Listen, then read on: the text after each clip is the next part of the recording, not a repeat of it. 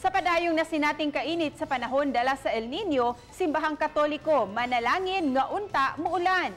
Ngunit na ni Horacio Impirata sugda na pag-ampo sa Archdiocese of Cebu sugod og mga adlaw.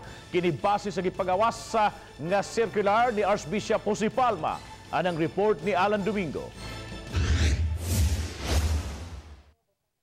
Tungod sa nasinating suliran sa kainit sa panahon sa El Nino, mipagawas na og circular ang Archdiocese sa tanang mga parokya o kaparian nga pangadyo na ang Horacio Impirata.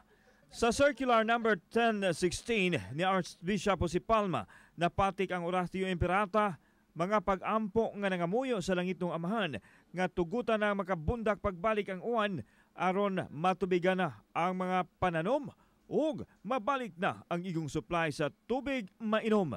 Gimando sa Arsobispo nga basahon ang Horacio Impirata human sa pag-ampo sa pagpangalawat sa tanang misa. Gipasabot ni Father Mar Balili, ang sekretary sa Arsobispo, nga kinahanglan na ang divine intervention kung langit nung pagpatunga nunod sa nasinating huwaw. Nag-issue si Archbishop Horacio Impirata karon tungod kay nangita matag dako panginhanglan no nga ang kinatibuk-an nga mga magtutuo sa Archdiocese maghimo ta og katilingbanon nga pag-ampo ilabi na niining panahon nga init bitaw kayo.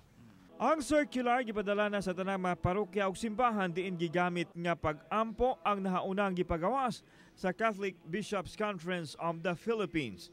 Gipaagi ang pag-ampo sa gipangayo nga ulan sa pagpangama sa mahal nga Birhen Maria ug ni San Pedro Calungsod.